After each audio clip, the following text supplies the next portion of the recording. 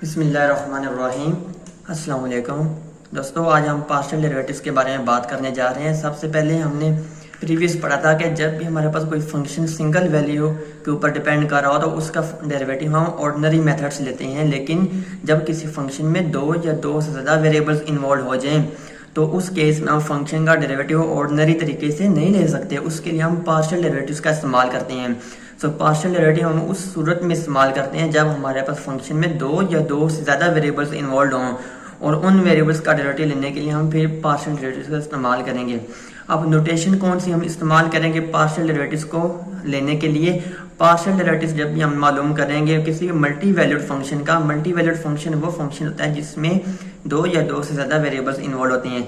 Partial derivative के लिए हम इस सिंबल का इस्तेमाल करेंगे जो कि रो की फॉर्म में मौजूद है। हम डी सिंबल इस्तेमाल नहीं करेंगे, और इस सिंबल को हम क्या बोलते हैं? पार्शियल बोलते हैं। इसी वजह से हम इसको पार्शियल डेरिवेटिव भी कहते हैं।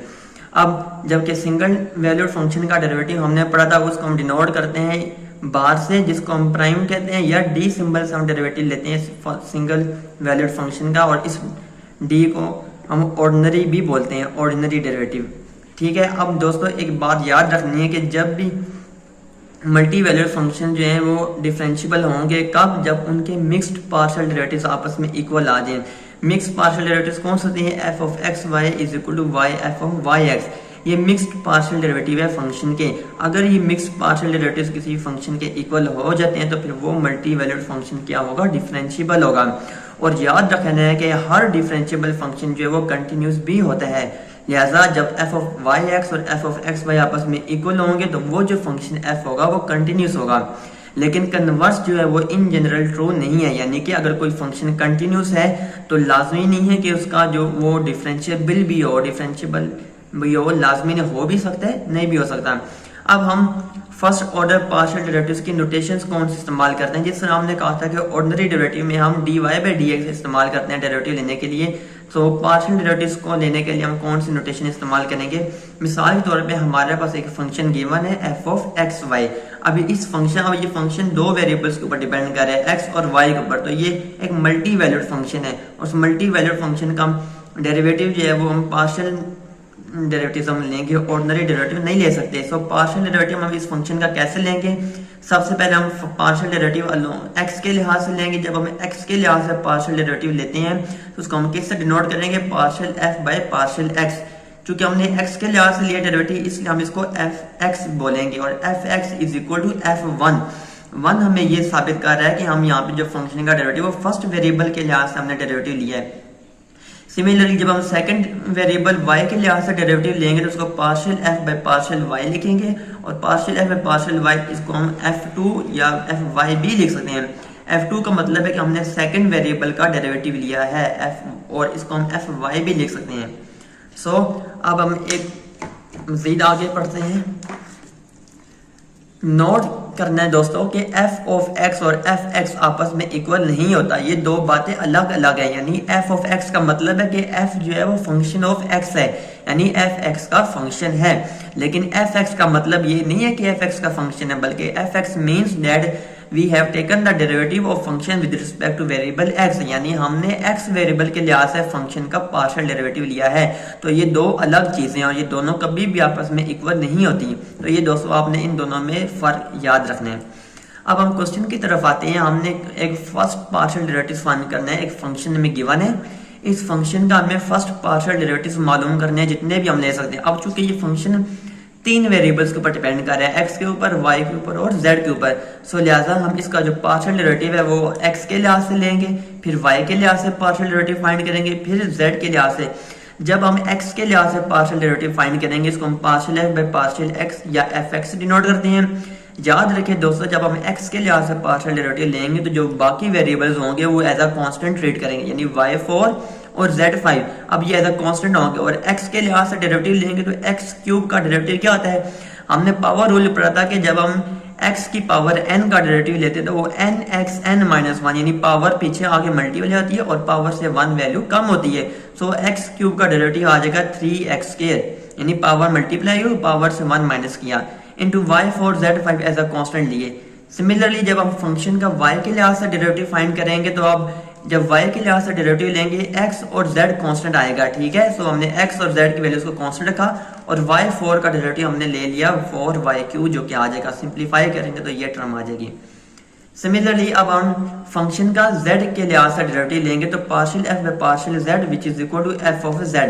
सो f ऑफ z हमारे पास किसके बराबर आएगा, अब फंक्शन में x और y टर्म्स कॉमन आ जाएंगी, z जो वेरिएबल है जो कि z की पावर 5 गिवन है, इसका डेरिवेटिव लेंगे पावर रूल लगा के जो कि 5z4 यानी पावर पीछे मल्टीप्लाई और पावर में से 1 माइनस किया यानी 5 - 1 विच इज इक्वल टू 4, तो मल्टीप्लाई कर देंगे इन दोनों टर्म्स को तो हमारे पास ये डेरिवेटिव आ जाएगा। सो इस तरह हम किसी भी फंक्शन के फर्स्ट पार्शियल डेरिवेटिव्स फाइंड कर सकते हैं। अगर हम हायर ऑर्डर पार्शियल डेरिवेटिव्स की बात करें तो याद रखें जब भी सेकंड या इससे ज्यादा higher order, third order, fourth order partial derivatives जब भी हम फाइंड करेंगे उनको फाइंड करने का तरीका ये कि जो हमने पार्शियल डेरिवेटिव्स हमने कैलकुलेट कर लिए होंगे, जिस तरह हमने फर्स्ट पार्शियल डेरिवेटिव कैलकुलेट किए हैं, तो उन ऑलरेडी कैलकुलेटेड पार्शियल डेरिवेटिव्स का अगेन हम डेरिवेटिव जब हम लेंगे तो वो हमारे पास हायर ऑर्डर पार्शियल डेरिवेटिव उससे हमें मिल जाएगा, ठीक है। मिसाल के तौर पर अगर हमारे पास ये फंक्शन है, उसका हमने फर्स्ट डेरिवेटिव फाइंड किया है partial f by partial x, अगर हमने इसका अगेन डेरिवेटिव ले लें जो कि ऑलरेडी हमने डेरिवेटिव ले चुके हैं, इसका अगेन डेरिवेटिव फाइंड करेंगे तो ये हायर ऑर्डर पार्शियल डेरिवेटिव बन जाएगा, ठीक है दोस्तों। सो अब अगर हमारे पास एक बात नोट करने वाली ये है कि जब भी फंक्शन दो वेरिएबल्स का होगा तो हमारे पास दो तरह के पार्शियल डेरिवेटिव्स इन्वॉल्व होंगे। जब भी फंक्शन दो वेरिएबल्स का होगा तो हमारे पास उसके दो तरह के पार्शियल डेरिवेटिव्स हम फाइंड करेंगे, पहला कि मिक्स पार्शियल डेरिवेटिव्स और दूसरा हमारे पास प्योर पार्शियल डेरिवेटिव्स। अब दोस्तों ये मिक्स्ड पार्शियल डेरिवेटिव्स क्या चीज है वो हम देखते हैं। मिसाल के तौर पे हमारे पास ये f(y)(x) ये हमारे पास क्या है, मिक्स्ड पार्शियल डेरिवेटिव है। जब हम f(y)(x) फाइंड करेंगे तो याद रखना है कि जो फर्स्ट वेरिएबल हमारे पास f के साथ मौजूद होगा, जैसे कि यहाँ पे हमारे पास y मौजूद है, इस fy का हम डेरिवेटिव लेंगे सेकंड वेरिएबल यानी x के लिहाज से, यानी partial by partial x over partial f by partial y। अब यहाँ पे partial f by partial y हमारे पास क्या है, fy है, यानी हम इस fy का डेरिवेटिव फाइंड करेंगे x के लिहाज से। तो हमने x के लिहाज से fy का डेरिवेटिव फाइंड किया तो पार्शियल पार्शियल x से मल्टीप्लाई हो गया पार्शियल स्क्वायर f और नीचे पार्शियल x पार्शियल y। इसको हम क्या लिखेंगे, f21 का मतलब है कि हमने सेकंड वेरिएबल यानी कि जो सेकंड वेरिएबल 2 था ना, ये हमने सेकंड वेरिएबल जो y था उसका डेरिवेटिव लिया फर्स्ट वेरिएबल यानी x के लिहाज से, ठीक है। इसी तरह जब हम fxy फाइंड करेंगे यानी कि हम अब यहाँ पे fxy ये हमारे पास मिक्स पार्शियल डेरिवेटिव है, इसमें वेरिएबल्स मिक्स्ड हैं x एंड y, तो इसको किस तरह से फाइंड करेंगे, जो हमारे पास फंक्शन के साथ वेरिएबल होगा, जो अब यहाँ पे कौन सा x है उस पार्शियल डेरिवेटिव का हम फंक्शन डेरिवेटिव फाइंड करेंगे सेकंड वेरिएबल के लिहाज से जो कि यहाँ पे y है। So partial by partial y over partial f by partial x यानी fx का डेरिवेटिव लेंगे y के लिहाज से, तो इसको हम लिख सकते हैं पार्शियल स्क्वायर f मल्टीप्लाई कर देंगे over partial y into partial x which is equal to f12, यानी कि अब हमने फर्स्ट वेरिएबल यानी जो f12 का मतलब है कि 1 का मतलब है फर्स्ट वेरिएबल यानी x, उसका डेरिवेटिव लिया हमने partial with respect to second variable जो कि हमारे पास y था। तो इस तरह हम मिक्स पार्शियल डेरिवेटिव्स को कैलकुलेट कर सकते हैं। इसी तरह दोस्तों हमारे पास सेकंड स्टेप जो वो प्योर पार्शियल डेरिवेटिव्स का है। प्योर पार्शियल डेरिवेटिव्स हम किस तरह से फाइंड कर सकते हैं दोस्तों, अब वो हम देखेंगे।